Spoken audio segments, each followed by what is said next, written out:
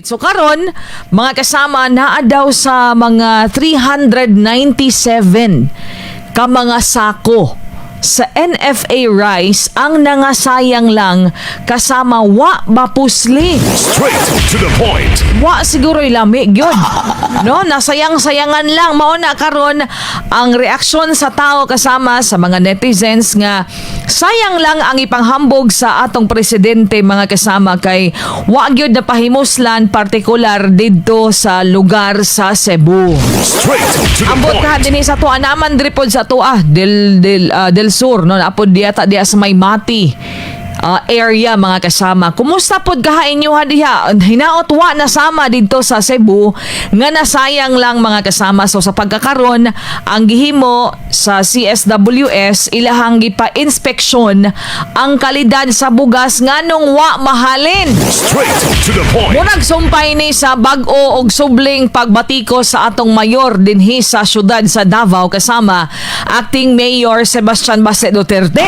Kaya naman pong diyan na pong sumpaki na po niya ning kampanya ni o programa ni President Bongbong Marcos mga kasama.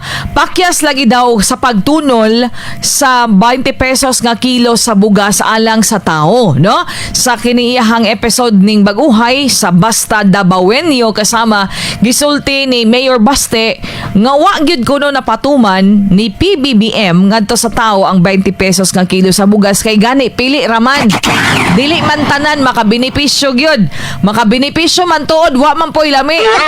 Kay mao tong nahitabo dito sa Cebu mga kasama. Straight to the point. So, dunay suggestion ng atong mayor dinhi sa syudad nga Mr. President, why not himuon na lang nimong libre ang bugas?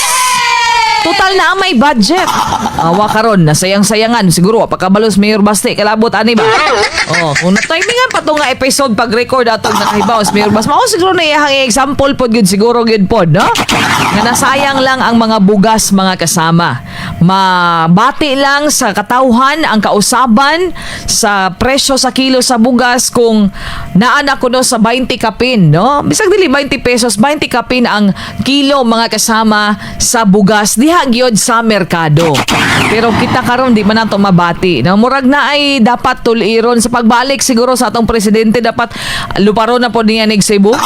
Unsay nahitabuan ning kanang gatusan ka mga sako sa sako-sako sa NFA rice kasama nga nasayang lang wa mahalin. Unsa kay rason wa mahalin? Syempre it must be because of the quality, no? Syempre bisan tawag pobre ta mangita butag lami-lami nga pagkaon, oy. Pobre na kay pagkaon pag kitag murag tahop.